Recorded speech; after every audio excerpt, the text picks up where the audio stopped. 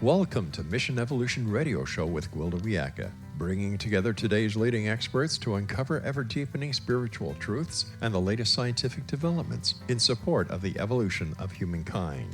For more information on Mission Evolution Radio with Gwilda Wiyaka, visit www.missionevolution.org. And now, here's the host of Mission Evolution, Miss Gwilda Wiyaka.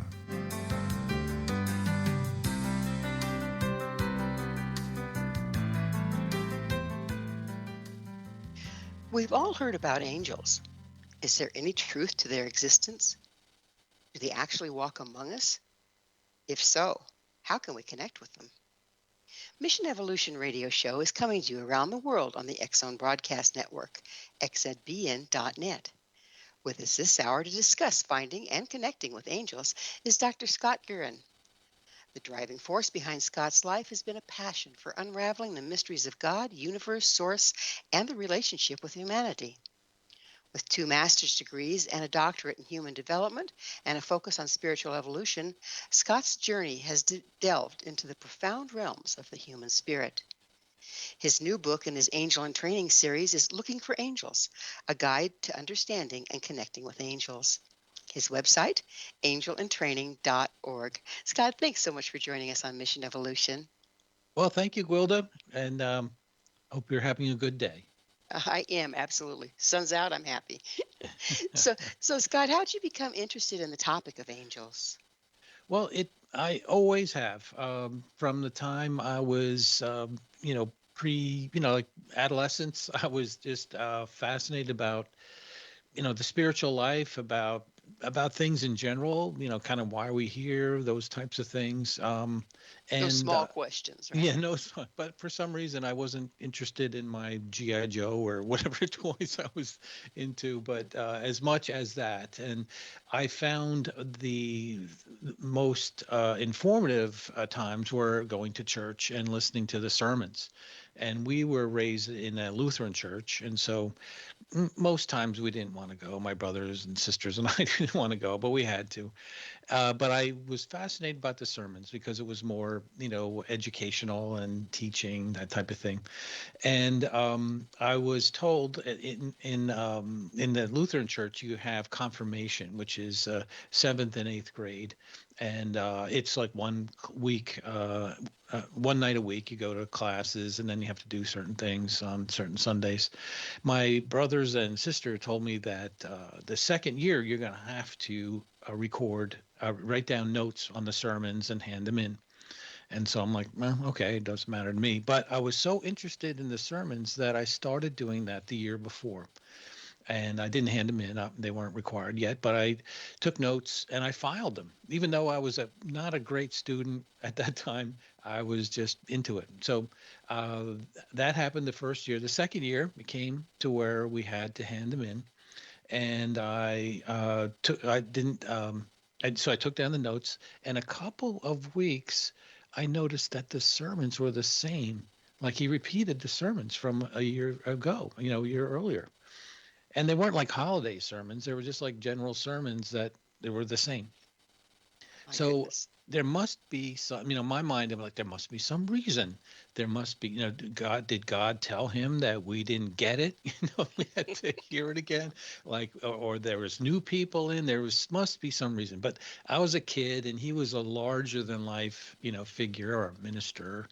And it took me weeks to get up the nerve to ask him about it. And over those weeks, he had one or two other, sermons that he repeated. So I got him, quiet one Sunday after service. No one was around. I said, Pastor, I see that you repeated some sermons from a year ago, and I was just wondering, like, why did this happen? Did we miss something? What? And he put his hand on my shoulder and he looked at me and he said, Scott, this is a tough job. And so my world like cracked. That's what I say. It cracked in half because my lifeline to God was through him. And this was a job for him. And even though he was a wonderful person and very, caring and a great, pastor, it just, signaled to me that I had to look elsewhere, not only in church, but outside of that. So I uh, continued a journey outside. We left the Lutheran Church as a family and went into the non-denominational Christian fundamentalists side of things for a while, and I liked that because it was all organized. It got to rub me the wrong way eventually, but because obviously if you didn't do it that way, you were going to go to hell. Right. And Yeah. but I liked what I made, and I just realized this like last year, that the thing that really drew me in was the if you know of that movement, they kind of said that you had a you can get a personal relationship with Jesus, and it was that connection that initially drew me in to that religion, and Okay. So, and I like have that. have you personally had any direct contact with angels or the angelic realm? Yes, and that's where my journey started back then. But I went through a couple different Protestant denominations and got into meditation. And then about 2 years ago, when I started the book Looking for Angels, and working with Nicole Bigley, my co-author, who is a psychic intuitive, I really started opening my mind and my heart to the angelic world. And so it started little by little. I mean, the first time we had a guest, I work on the podcast, a psychic story with Nicole, and we had an angel communicator. One weekly guest, and she said, like, all you have to do is, if you want an angel, if you want an animal spirit guide, you just ask for one. So I'm like, okay, I'll ask for one. So one night, went to bed, and I said, if I could please have an animal spirit, I would really like that. And the next morning, as clear as a bell, in my mind's eye, I have a leopard still here after a year and a half. I call her Shira, and she is my animal spirit guide, with me all the time. And it's almost So, so real. Yeah. what's the difference between an animal spirit guide and an angel? Well, they are part of the angelic, maybe not the angelic realm, the spiritual realm.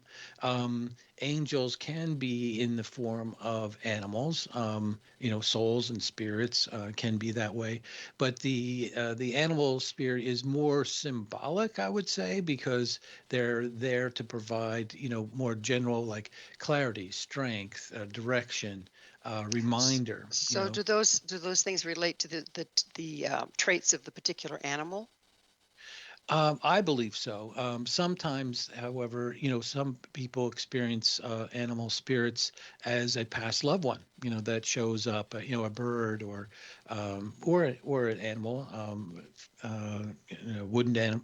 woodland animal, as a reminder, or even as possibly a past loved one or spirit. Um, so yeah, the way I take it, and the way I view Shira is, she's a protector. The leopards are watchers. They watch. They look ahead. And she's always around, and it's really great to have. And then the next interaction with the spirit world, I didn't even ask for this. When we are growing up, we had a family friend who was a teacher at our high school, and all my brothers and sisters had him, and I had him as well. His name was Bob, and he is a teacher at heart, like a teacher of teachers. That's who he is. And I gravitated to him about all areas, that we worked with, and photography and graphic arts and this and that. He was our wrestling coach, and he took a bunch of kids on bike rides in the summer. And just the way he was, he's always explaining things. And he once called. I talked with him one day about 10 years ago. He said, "Hey, I was up by you the other day with his wife, and we stopped by a restaurant." And I said, "Why didn't you call me? It's only a mile away from my house." And so he said, "Well, we were busy and we had to get back." So fast forward to last year, um, I was driving with my wife by that same restaurant. He had passed in 2015, mesothelioma.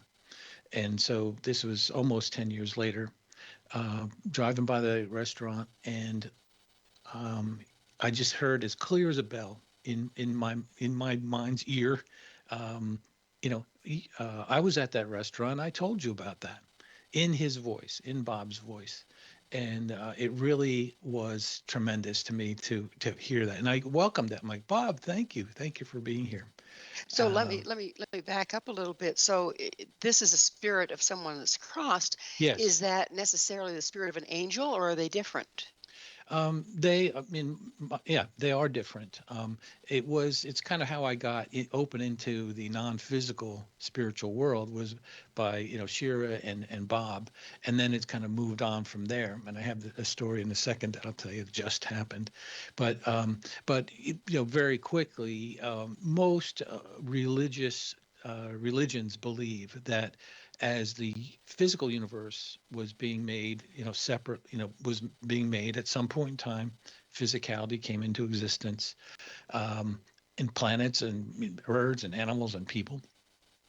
Then angels were created. So angels, as far as the sacred texts go, are a separate species in a sense, non-human, never incarnated, but their role is to help those, to help everyone, to help life um, ascend to God and make connections with God and love and light and all that. Briefly, that's kind of the take I have on it, is that angels are different than humans. So when a human comes back, once they've crossed, are they more of a helping spirit? It can be. Yeah, there are some. If you talk to some mediums, which you probably have, some spirits aren't really happy, at times. But the Well, it's time. I'm sorry. It's time for yeah, us to take a station. okay. Scott and I will return shortly, so don't you go away. This is Mission Evolution, www.missionevolution.org.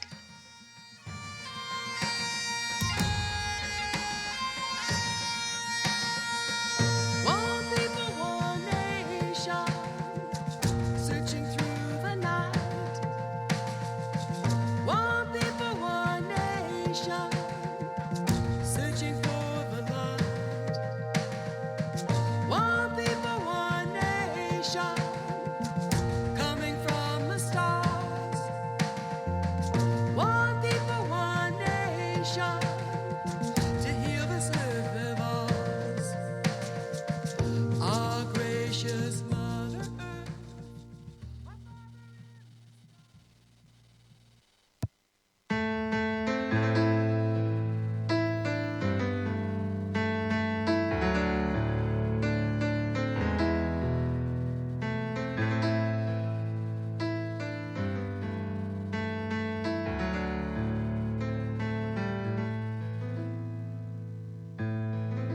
The end has come, the night has fallen. I have reached the end of days. What's real is not, reason fails me. I've gone beyond all known pathways. This is the end of reason. This is the end of time. Are angels walking among us? With us this hour discussing the angelic realm is Dr. Scott Guerin. Dr. Guerin is the author of Looking for Angels, a guide to understanding and connecting with angels. Scott, how are angels different from ghosts, spirits, or even extraterrestrials? Yeah. So here's the joke. It's like something is moving downstairs. You go down and you see this being in your living room, and then you wonder, like, is it a ghost? Is it a demon? Is it a ET? Or is it too much tequila from the night before? So Right. it's like, what is it? But yeah, they are different, and they are different. Beings and dimensions and vibrations. So you have, as I mentioned, the angelic realm, created in at one time, as a separate kind of species. You have humans. You have humans have passed, transcended. our third dimension of physicality into the fourth and beyond, possibly coming back. And then also the ETs. And those who regularly work with ETs say that it's a different feel. It's because they're at a different vibration. In a sense, my perspective is they are our brothers and sisters that instead of living in another continent, another part of the country, they live in another galaxy. And they are, and actually that's really coming more and more to the forefront in popular, culture right now. But Have you yeah, have so you they're ever all had different. have you ever had any contact with, say, the ETs? Well, okay, interesting question. About a year, no, about 8 or 9 months ago, I came across the practice of scrying, which is the act of, you darkened room, you have a mirror in front of you, you have a candle, and you just kind of gaze at your reflection, and then you just start writing. So that was the instructions I read about. So I did it one time, and I just started writing, and it was all very positive comments, some very specific to specific things I was doing in my life at the time. But I didn't know where, and it was a little bit different from automatic writing, which I do when I write, when I type sometimes. I'll just kind of go into a little glance, like a little blank, and I'll realize like a page was written. And then I'll go back and I'll read it. I'm like, this is brilliant. Like, who wrote this? So this is some spirit connection there. But the scrying, I write with my pencil, and it's not like automatic. It's just the ideas kind of flow. I can't ask questions. It just comes down to, these statements being written down. And so one time I was like, I wonder who that is, what group that is, or spirit or angel or whatever. And maybe 3 or 4 times after 3 or 4 sessions after I kind of put that out there, it said, it just wrote out, we are the Palladians. And so I assume, and I don't, it's these things, how can you prove something like that? But that's who I believe it is. And so that's So, who I've been receiving information from for the last 6 months or so.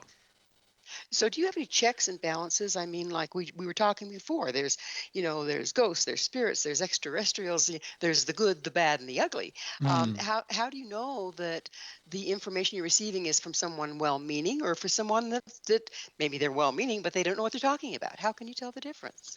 Well, it's always, I believe it's always important. And anytime you get into these types of interactions, or if some things are going, knocking or moving around in your house, whatever, you always pray for protection, or ask for protection, that, please, angels, guides, and ETs, please let me experience only things that are for my best and highest good.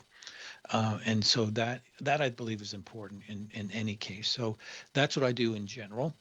So it's But kind of like setting intent, and there's yes, the parameters, there's your container. yes, yes. And so I Okay. trust that. I trust that God, light, source, the all that is more powerful than anything else. And if I ask for protection, I will be granted protection. So do Um, do angels actually walk among us? I mean, are they right here with us? In my mind, absolutely. I mean, there's many, many, many stories, and you can you can do a search on Google. You can.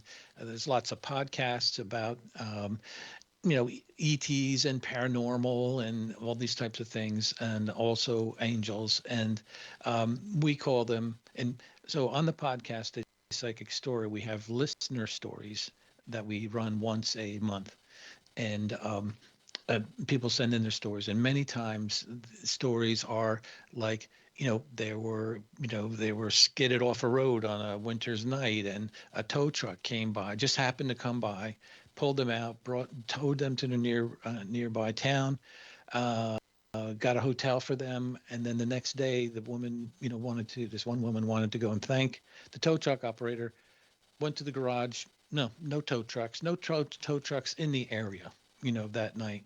And so, an angel in human form is what, I call them. What you But call yeah, it? or the third man syndrome, sometimes people call that.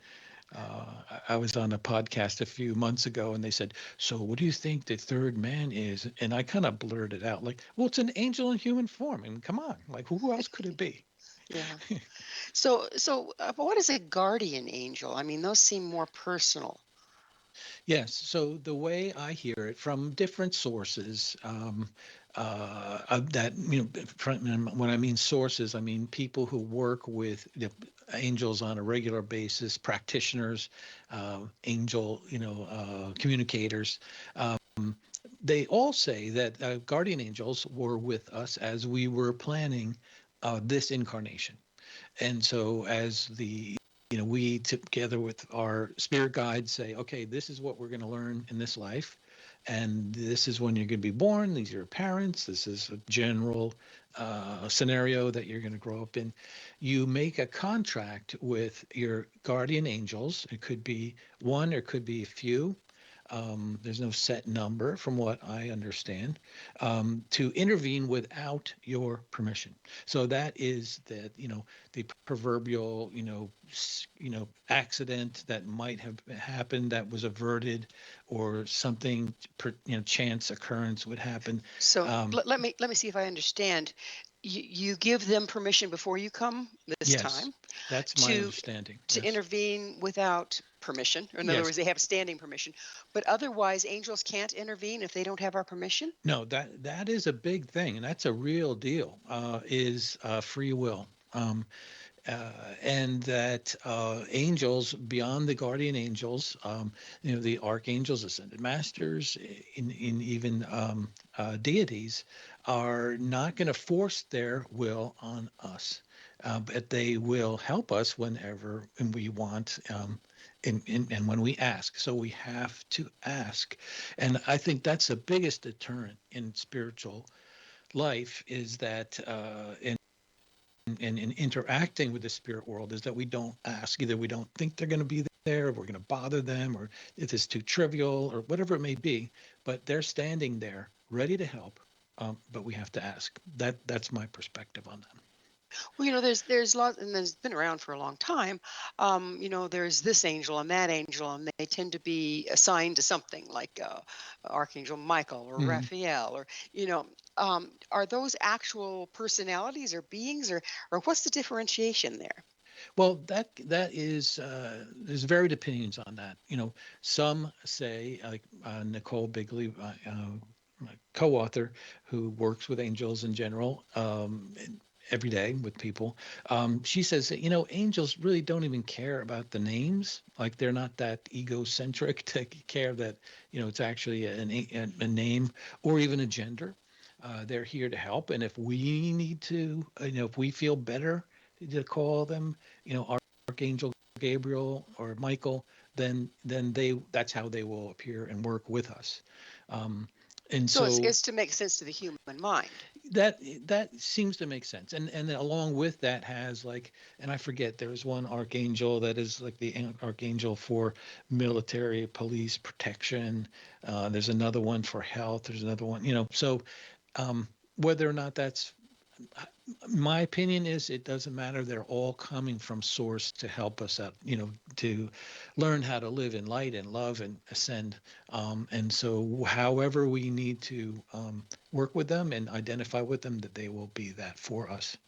So then we also have the saints, okay, Hmm. um, and I assume they've been alive, so that means that they're not are they angels as well, or where do they fall in this? Well, yeah, in our book, we labeled them as ascended masters.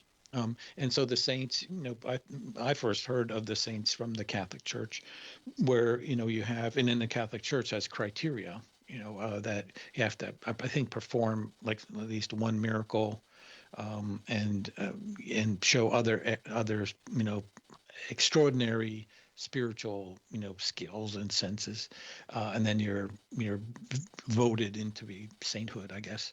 But So in terms of all sacred texts and in even apocryphal text and just modern day angel research, you have that would be ascended masters, and that they would be people who um, in a sense evolved or went to a certain station um, in life. They can't be an angel, because they were incarnated, but they are the kind of special spiritual leaders in our lives. Well, once again, it's time for a station break. Scott and I will be right back to continue our discussion, so please stay right there. This is Mission Evolution, www.missionevolution.org. One people, one nation, searching through the night. One people, one nation, searching for the light. One people, one nation, coming from the stars. One people, one nation, to heal this earth of ours. Our gracious mother.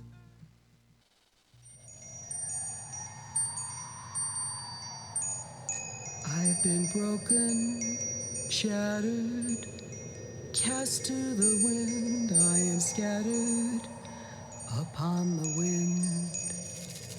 I've been broken, shattered, cast to the wind. I am scattered upon the wind.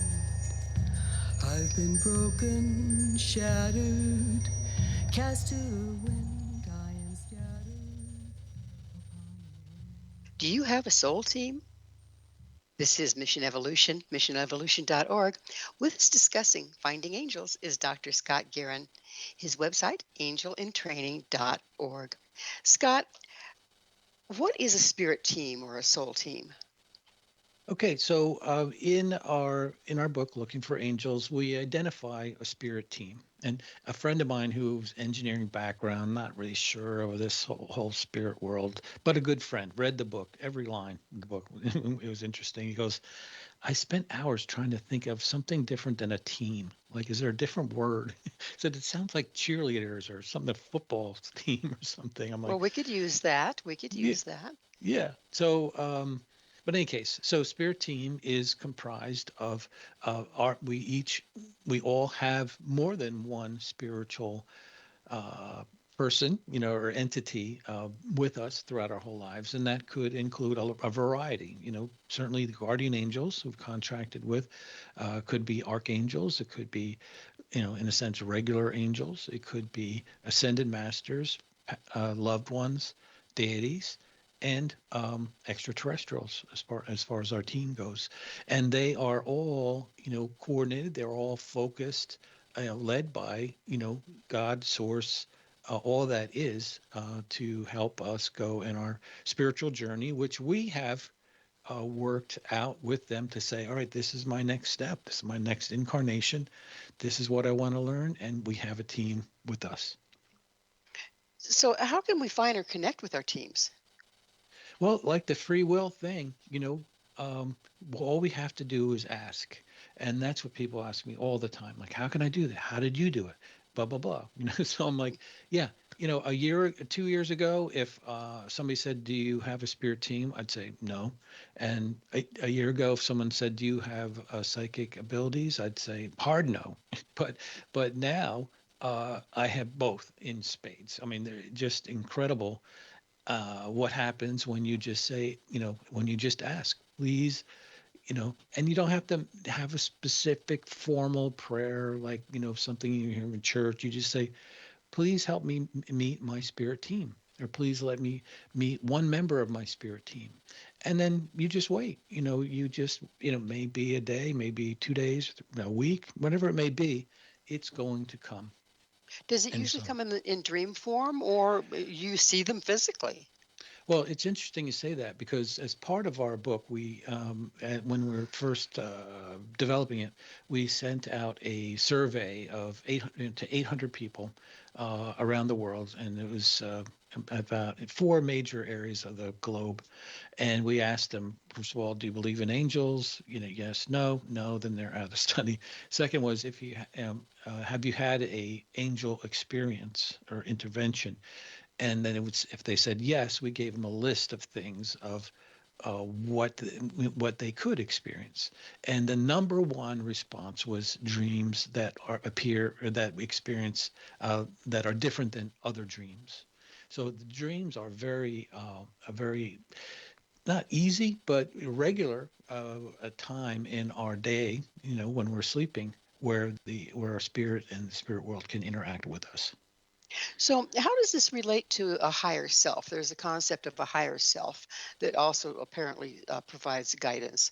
How does all this compare with that? Yeah, in my understanding, our higher selves is something. All right, so we're multi-dimensional people, or beings.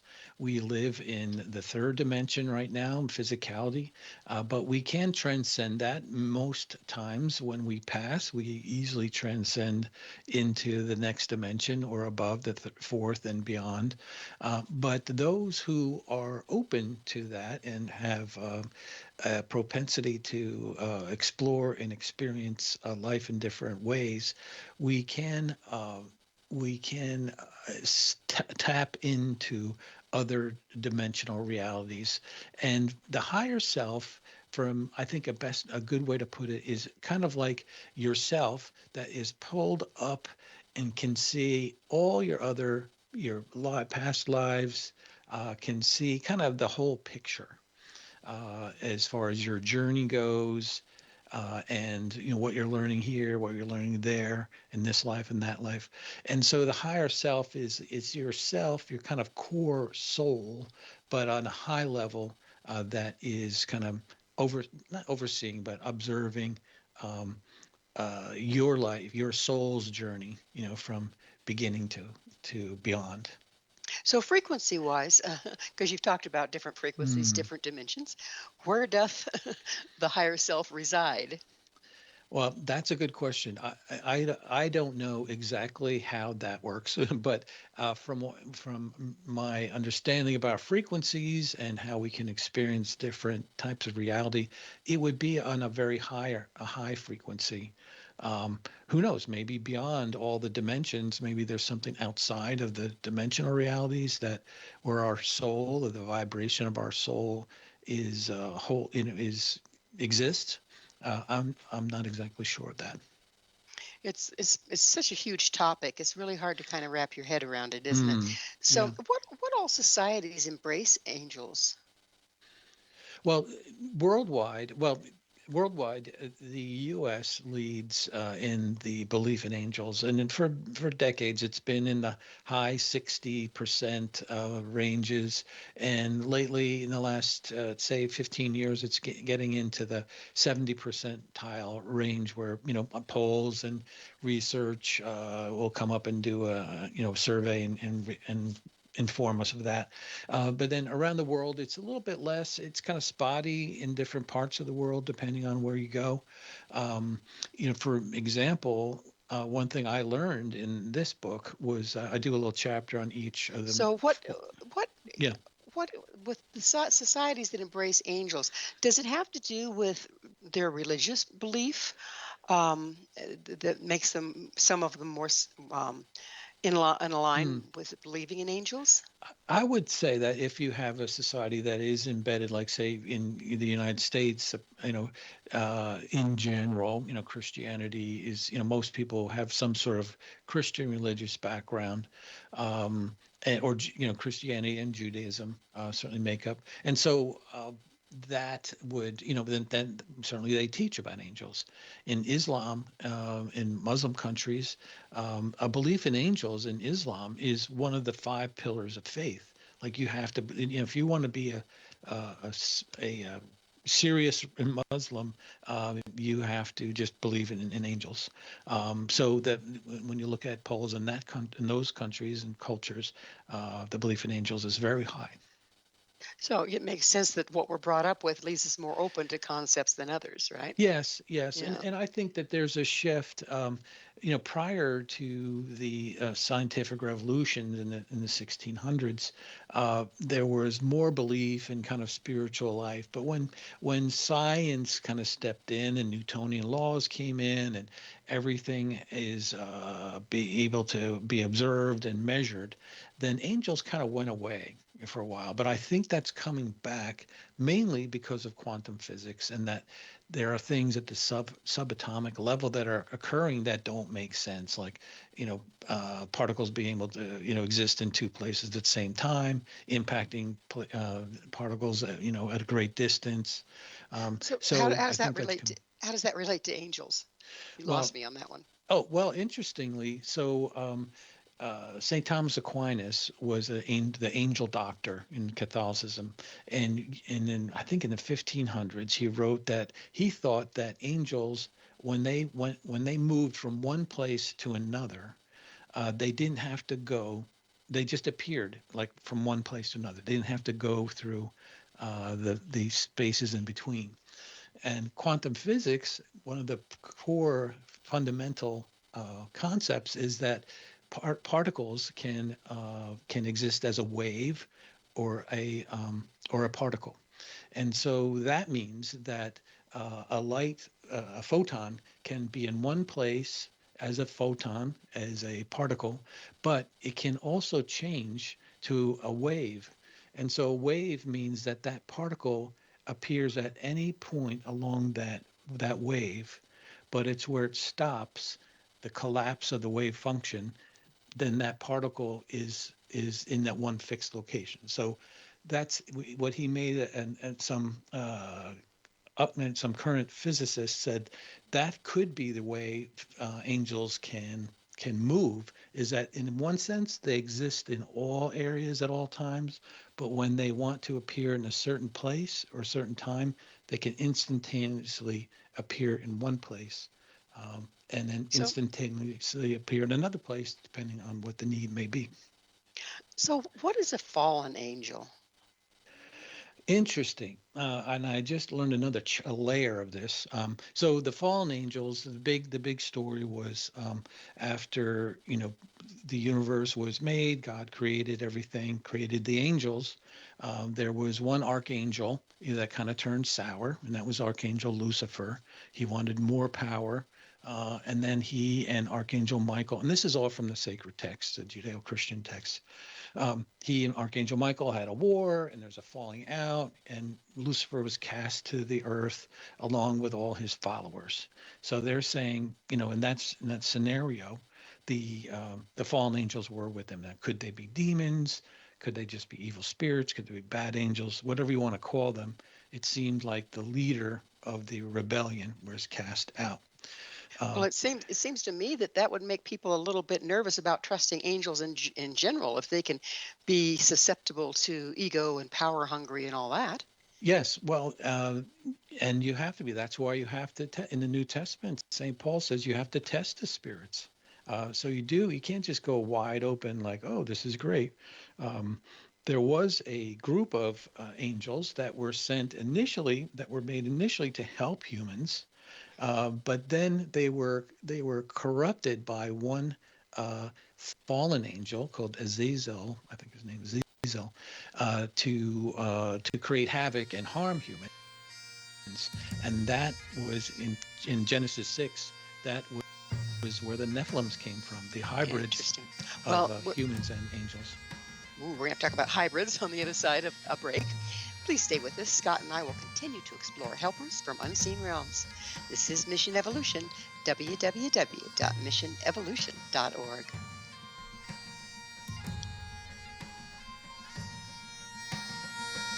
One people, one nation, searching through the night.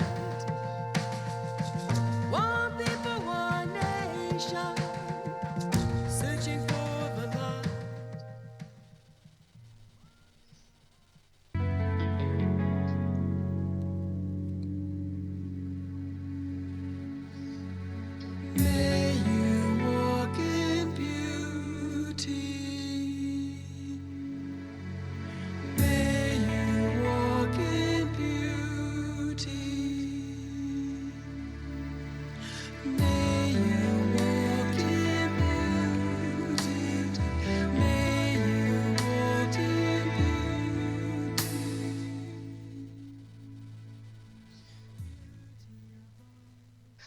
dimension are we in anyway?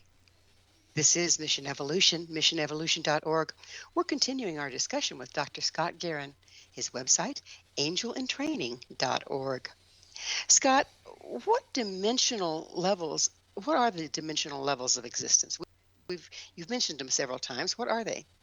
Yeah, well, the big thing I think, to realize is that we are multi-dimensional beings. We're living in dimensional realities, and there are several levels, and there's a number of sources about this, and some of them are, maybe mentioned in traditional sacred texts, and others are not. They're mentioned and brought to us through other, beings that have transcended this physical plane, collectives like Sarai, like Abraham, like Seth, and these are all entities that have written through humans to write books and things like that. So is Um, channeled information what people call oh channeled? yes, right. And there's a wonderful book by, I think her name is Marianne Handclaw, um, and it's The Alchemy of the Spiritual Barbara. Dimensions. It's Barbara Barbara, Hand. yes, Yeah, yes. Hand Clow. Hmm. And she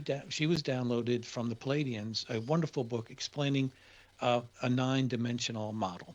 And then there's other people that have, is there nines, is there 100, whatever it may be. But if you look at a consensus, and almost all the authors say that the third dimension is where we are now. We're in the physicality.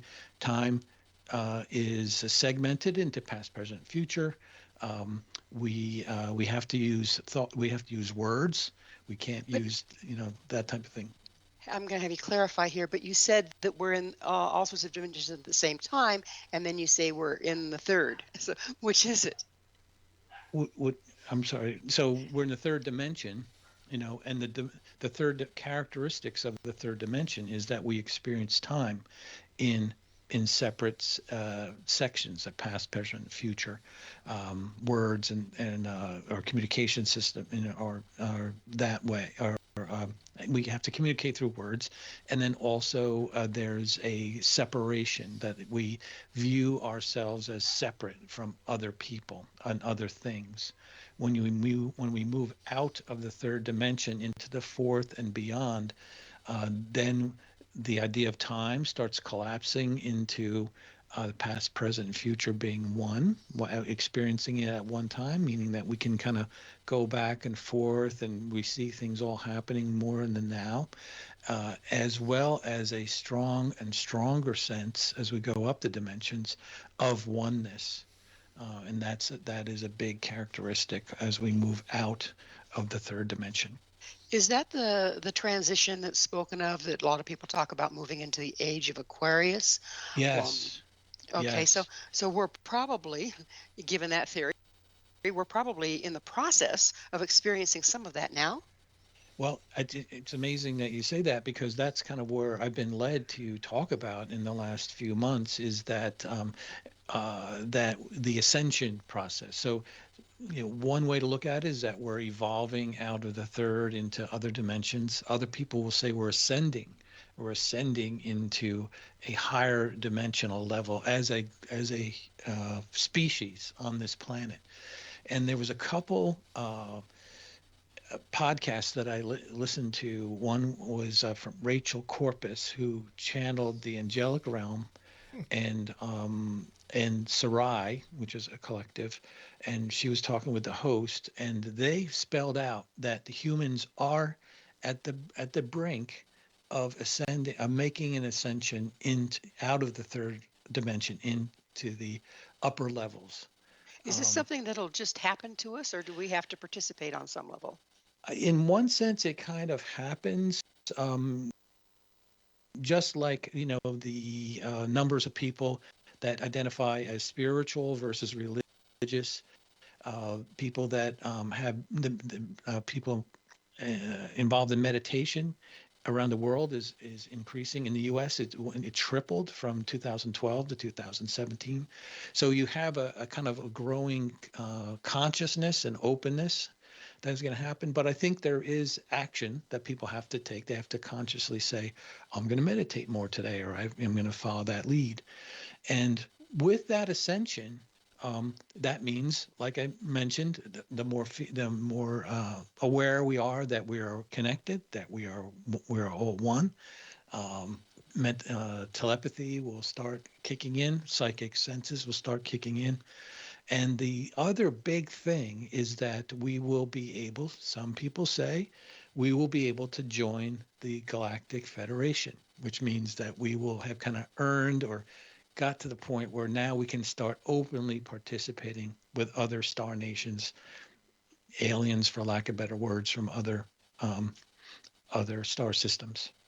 Well, that can certainly be an interesting time. It's that time in the show, Scott, when I get to ask you, what's your mission? My mission is to help people who are tentative, unaware, and want to know more about connecting with the spirit world in whatever it may be, whether it be angels, whether it may be a past loved one, and I think what's going to come out more and more publicly now is extraterrestrials. That is going to happen, and I'm here to say, like, okay, it's all right. You don't have to freak out. You can just be open, encourage people to meditate, to connect with their own divine source, to help make this transition as smooth as possible. It's a bit of a mess out there. Is that because we're in transition? Yes, that is a big thing. I mean, Neil Donald Walsh a few months ago said it's going to be it's going to be the storm before the calm. And whether what that means, is it catastrophic storm? Is it a really bad storm, or is it like just a tumultuous time? I personally don't know, um, but I think that it is a time of transition, and that transition always has a bit of uncomfortable and even destructive aspects to it to a certain level. So it's going to be. I think it's going to be a little. It's going to be unsettled, to say the least, in the next years. I don't know, 2, 3, Oh, 5 years. Who knows? we're sure seeing that. So you spoke about extraterrestrials becoming more involved. Are you talking about physical contact, um, Well, spaceships coming down? What are you talking it's about there? coming out more and more and more. I mean, just the other day, there was a U.S. Committee that investigated the committee's. It was an oversight committee, and 3 people on the committee that was being questioned said, yes, we have had contracts and contacts with alien nations in the U.S. for since the late 40s. Uh, Interestingly, I think I can't remember her name. Rebecca Cannon. She's a hypnotist that has been working with people who have been abducted for years and years, and that she's been saying the same thing in her works for the last 30 years, that that angels have been involved with our society, specifically with our governments, to help, and Angels it's all or been ETs? ETs. Yes, Okay, I I'm was sorry. gonna say I'm sorry. we Misspoke could there. use some angel Hmm. intervention. I won't argue Yeah. that. But yeah, yeah. Okay. So why do you see angels as being important at this time, this particular time, as we're going through all this? Well, I think they certainly, angels, as their mission always has been for our best and highest good, to encourage us along the road that we pick, to ascend to higher levels of love, compassion, oneness, um, all that good stuff. And so they're here. They were created before extraterrestrials, before us, certainly. And then, so it's important that we can acknowledge them, ask for them for help, because they get it. They know what's going on, and they know where we stand in that. So was the lady you were speaking about, the hypnotist, is that Dolores Cannon? Dolores, yes. Okay. Okay. Yeah, I um, was trying to puzzle through and that. I I, got some help from the other side to get that name. I have one story if we have time. Well, we're running short on that. If it's a Okay. short story. Okay. I was just in Egypt I was in the king's chamber of the Great Pyramid. I was able to get into the sarcophagus that is in that great king's chamber, and they said you'll experience something. If you want, you can experience something great. So I did that, meditated, astral projection. About the Earth was about the size of a beach ball, and I was in contact with my spirit team, angels, Palladians, my parents, and then Jesus came, and I was sitting down in this state, and he reached over and he pulled me up and he said, "You don't have to sit in front of me anymore." And we just hugged, and that was an extremely real experience for me, very moving, and it just happened 2 weeks ago. Oh, that's interesting. So you say they told you it was going. Who was they? Other people in the group and other people that are on the spiritual side of things that knew about the pyramid and this. Okay, And so the, so you got information from this side on that one. yes, yes. Well, it is time, Scott. I'm afraid we are out of time. Thank you so much for coming on the show. Well, thank you, and thank you for having me. My pleasure. Our guest this hour has been Dr. Scott Guerin. He's the author of Angels in Training series. His newest book is Looking for Angels, a guide to understanding and connecting with angels. To find out more about Scott, where you can find his book and all he has to offer, visit his website, angelintraining.org. This has been Mission Evolution with Gwilda Wiyaka. For more information or to enjoy past archived episodes, visit missionevolution.org. But please, be sure to join us right here next time. This mission will continue, bringing information, resources, and support to our evolving world. I thought